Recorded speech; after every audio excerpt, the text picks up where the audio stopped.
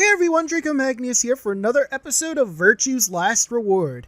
In the last episode, we learned the password to the bomb. What was it? The number 1 bomb, I believe he said? Wait, I have my notebook right here. Yes, it was the 1 bomb. Apparently there's more than 1, and 1 is one of them, and 0 is one of them. So at the very least, there are 2 bombs that we know of now. Oh, also some BS about termites. And we agreed with Tenmyouji and Quark that we would vote ally. In this episode, we're going to see how that goes for us. Results will be displayed in the warehouse. Thank you for your participation. Real quick. I mean, yeah, it's going to be this than this. Ambidex gates now opening.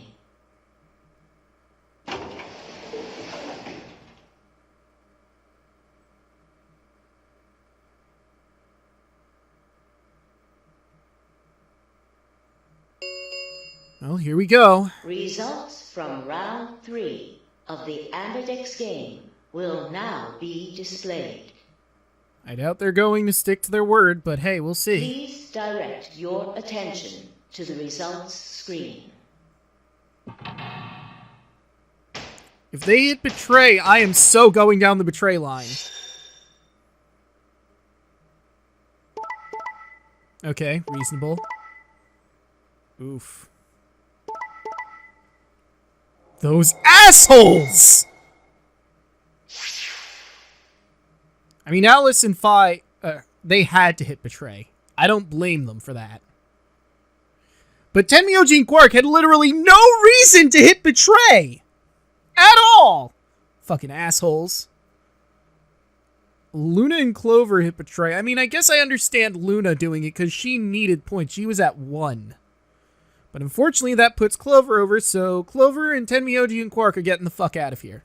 Points have been assigned or subtracted accordingly. Fuckers. Please check your bracelet to see your updated bracelet points.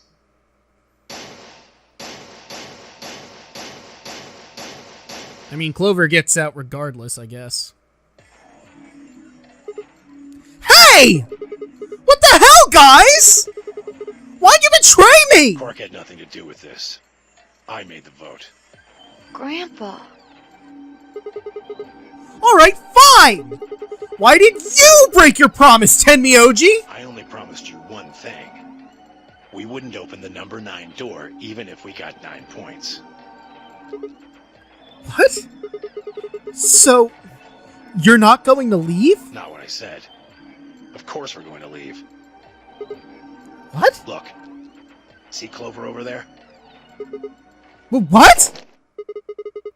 Don't tell me...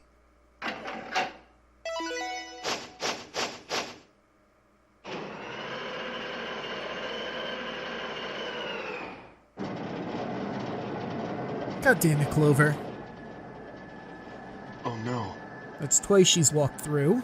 She's... That bitch! Wait. Quark and Tenmyouji have... The words were barely out of her mouth when Tenmyouji and Quark ran past. No! God damn it!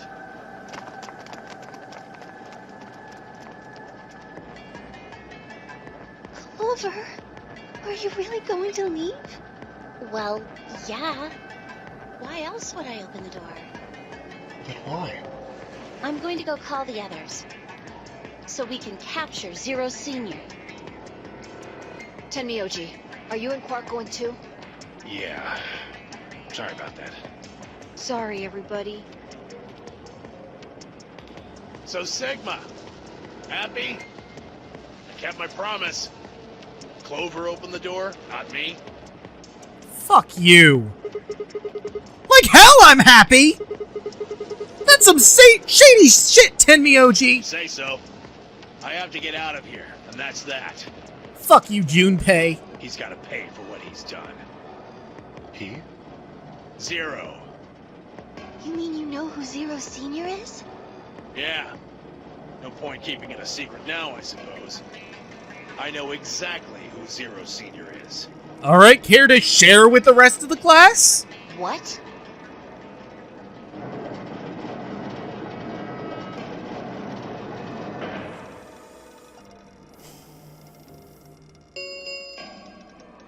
The number 9 door has been opened. It will remain open for 9 seconds. Let's go. Come on, guys. Time to move. Right. Oh, wait! This is for you, Mr. Sigma. Quark held something out. I looked down to see 2 pieces of folded paper.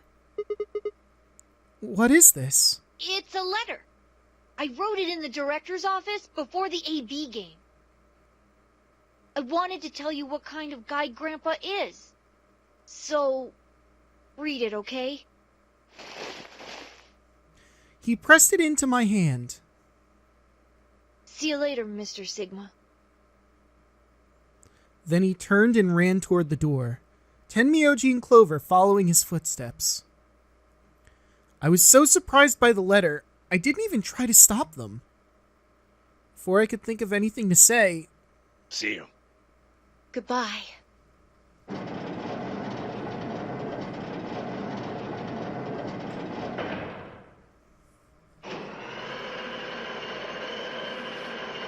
Fucking technicalities. The number 9 door has closed. This ends the nonary game. Thank you for your participation. As the game is over, all doors other than the number 9 door have been unlocked. How many times? How many times have we seen the other side of this door? How many times have we seen it close in front of our face, doomed to stay here? Escape is not possible. Please enjoy your stay.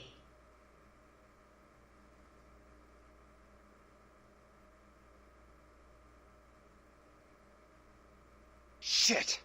They're gone. All we can do now is hope they bring help back. Indeed. I agree.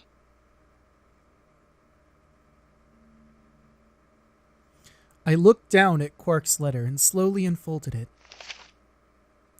His handwriting was still slightly uneven, but he filled both pages with writing. I began to read. It was a really stormy day when he found me. He said the rain was coming down so hard it almost hurt, but somehow he managed to hear a baby crying. I guess I must have been crying pretty loudly. He took me home and did his best to raise me, but he'd never been married or had a kid before, so I think it was really hard for him. He couldn't figure out how to mix the formula, so he was always carrying the directions around with him. Also, I guess I was a pretty picky eater, so if he didn't get the water to formula ratio just right, I wouldn't eat it. I guess I was kind of a pain, huh? But he didn't give up, and now, here I am. When he found me, I was really, really small, and he was worried that I might not make it. That's why he named me Quark. A quark is a really, really small thing, and I was really, really small too. Grandpa didn't need to worry though, because it turned out that I was pretty tough. When I was 1, he forgot I was sleeping in the bed of his trunk and drove off. I rolled out of the back, but didn't even get a scratch. I started walking when I was 2, and when he wasn't looking, I fell down the stairs. I didn't get hurt then either. When I was 3, I got really sick. I had a super high fever for a week, but eventually I got better. I guess you could say I'm pretty lucky. Anyway, I didn't really have any more accidents after that, and I was a pretty healthy kid. By the time I was 6, I started helping Grandpa out with his work. His job was to gather junk from abandoned buildings. Then he'd fix it up or pull out the useful parts and sell them. There were plenty of abandoned buildings, but finding good stuff in them was hard. You had to know which parts were useful, or you could end up wasting a bunch of time. Every time I'd find something, he'd explain to me what it was, and how it was supposed to work. How to fix all sorts of things. Usually, though, I just wanted to finish up work so I could go to the theater. The theater came to our town once a week in a wagon. They'd show old news or movies. I went every single week, but Grandpa only went once in a while, and he'd only go weeks when they showed movies. Oh yeah, I didn't know that I'd been adopted until I was 7. One of the other kids on my block told me. I guess after Grandpa found me, he looked all over town to try and find somebody who'd take me. The kid from my block actually had a mom, and he'd ask her if she would take me too. I gotta admit, I was pretty shocked when I heard that. There weren't a lot of kids with parents around, so hearing that someone lived with his actual mom was pretty impressive. I was also kind of surprised that Grandpa had tried to get someone else to take me. Did that mean he didn't want me? The kid who told me about Grandpa trying to get rid of me was a real jerk.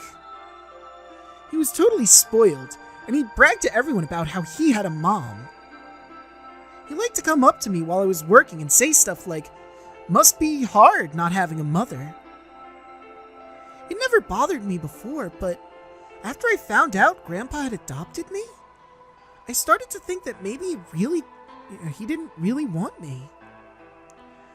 If I could work on my own, then he could get rid of me. I was scared to know the truth, so I never asked him. Then one day, he took me to a bar in our neighborhood. During the day, of course. He went there sometimes to drink scotch, but I'd never gone before. When we got in, he just walked up to the counter with that grumpy look he always has, and I thought, oh no, he's gonna make me work here. But I was wrong. I saw him pass something to the bartender, and then he picked me up and set me down on a stool next to the counter. The stool was pretty high, especially for a 7-year-old kid, and my legs just dangled off it. It seemed really, really high to me, and I was pretty nervous. Eventually, the bartender came back with a glass of scotch and another big glass full of something else. As I looked closer, I realized that the second glass was full of some sort of brown liquid with a scoop of ice cream in it.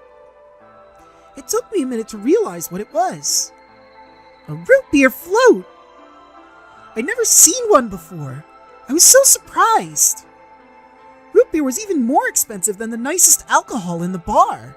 Really? Jesus. To me and the other kids, it seemed like an urban legend than a real drink. But there it was, right in front of me. I stared at the float. I still wasn't sure if it was real at that point, and then turned to look at Grandpa. He looked back at me. I didn't know what to do, so I turned to the bartender. He already turned around and moved off, though, so I figured he must have put the glass down in front of me on purpose. It still didn't seem like it could be real, and I was just staring at it when Grandpa told me to hurry up and drink before the ice cream melted. His gruff voice sounded like an angel's. Is this really mine? He nodded. Words can't describe how awesome it was. I'd never tasted anything like root beer before. The creamy sweetness of the ice cream made my entire head feel light. I felt like the luckiest boy in the whole world. That's not an exaggeration. I really thought that. The root beer float was delicious, but what made me even happier was Grandpa. When I looked over at him, he was smiling. I know that's gotta be hard for you to imagine, but he really was. Right then, I didn't care whether he had just found me and adopted me or not. He bought me a root beer float. That made me way luckier than some kid who had a mother, but had never tasted root beer. Of course, after we left the bar, he was the first kid I bragged to. So Grandpa and I were doing pretty good. until the fight. I was in a super bad mood that day. I tore one of my shoes that morning, and some old drunk guy had yelled at me. All the junk I found was totally useless. That day was almost over, and I was fed up, so I just grabbed some random trash and took it back to the house. When I showed what I found to Grandpa, he frowned. He started going through each thing I'd brought back, explaining why they were all useless. I got really mad and just yelled, "I don't care!" Then he got mad, and I couldn't take it anymore, so I ran away. I was pretty upset, and I started to think that maybe Grandpa had only adopted me so he could raise me to work and make money for him. After a while, I went in and hid in an abandoned building. But by then, I started to calm down and think maybe I should go back and apologize. It had started raining pretty hard, though, so I decided I should wait for it to stop. But that was just an excuse. The truth was that I was nervous. Part of me knew I'd done something wrong, but I didn't want to admit it. The rain didn't stop, though, so I just sat there staring out at the gloomy gray sky. I imagined Grandpa coming to get me. It kept raining all night, and he never showed up. I gave up waiting and decided it was time to go home. I was about halfway there when I heard somebody groaning. At first, I thought I should just ignore it and not get involved, but I went over anyway, and it was Grandpa. He was totally soaked, and I could tell right away that he had been there for a really long time. I yelled and he opened his eyes a little bit. He smiled weakly and said he was glad that I was safe. He spent all night out in the rain looking for me. I felt awful. Grandpa had been out in the rain looking for me so long that he collapsed. It was horrible. He heard me crying in the rain, but I hadn't heard him. As I ran to get the doctor, I promised whatever god might be listening that if they would only save Grandpa, I'd never ask for another root beer float ever again. He got a real bad fever, and his temperature wouldn't go down for days. The doctor said that if it kept up, he'd die. If he died, then I'd be all alone. There wouldn't be anybody left to care about me. The thought of that happening terrified me. Fortunately, I must have passed some of my luck to Grandpa, because a week later his fever finally broke. I was glad he wasn't going to die, but I was also a little scared. What if he had decided he didn't want a stupid kid like me around anymore? My plan was to apologize as soon as he woke up, but when the moment came, my brain just stopped. Grandpa started to talk, and it took me a minute to realize he was apologizing. I didn't know what to think. He explained that he was an old man, and that meant he was probably going to die sooner rather than later. He was strict with me because he wanted to make sure I'd be able to make it on my own after he was gone. But maybe he'd been a little too strict. All the things I'd worried about had been stupid and selfish. Grandpa cared about me a whole lot. He'd been worried when I ran off, and he'd gone out into the rain to look for me. I tried to apologize, but when I opened my mouth, I just started crying. I don't think I've ever cried that much since I was a baby. But he just smiled and patted my head. I asked him if he ever regretted adopting me. His eyes got all wide and he said, "Of course not." He told me that he was looking for a really important lady, and because of that, he had to give up on pretty much everything else in his life. But when he took me in and started raising me, he felt like he'd gotten some of what he lost back. That was when I decided I'd stay with him forever. Even if he said I couldn't.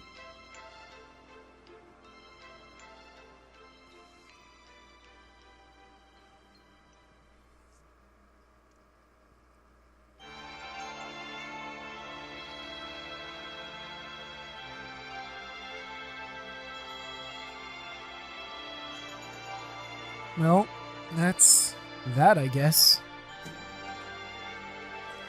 Well, now I don't know if I want to betray them now, because I don't know what'll come of that. I mean, Clover will get out. But we already got Clover's end. It'd probably just be a game over if I did that option, but I don't know. I really don't know if I want to do that. I mean, we have other things to do. That can be another one of the I don't want to do that options. That if there's no other thing I can do, we'll go back to that in particular. I mean, if we do that, I guess the only thing left to do is go through the cyan door into the crew quarters timeline and see what we get there. I'm gonna cut this, and I'll see you when the credits are over, I guess.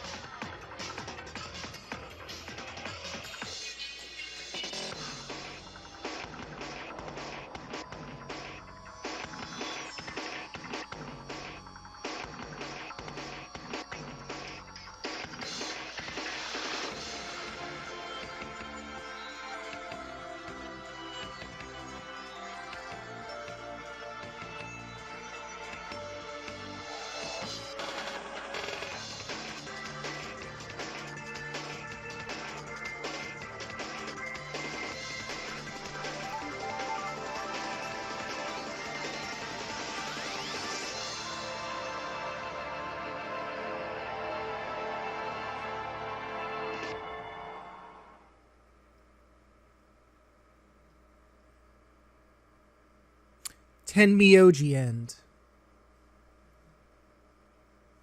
Well, that's Tenmyouji's end. There's still Quark. Let's see. There's Sigma. Well, how many slots are there? 1, 2, 3, 4, 5, 6, 7, 8. Yeah, 9. One for each character. Okay. So we still have to get Phi and Sigma and Quark and Alice and Luna. That's all of them, right? 1, 2, 3, 4, 5. Yep, that's everyone that we need to get an ending for. Yeah, there's Tenmyouji's end. I don't think I'm going to go that direction. Wait, but going that way seems to have cleared another path. Oh, wait, never mind. My imagination. I thought that was a question mark. I didn't really see the little itty-bitty question. Or the little itty-bitty K, rather. Alright, well, we, cleared all that up.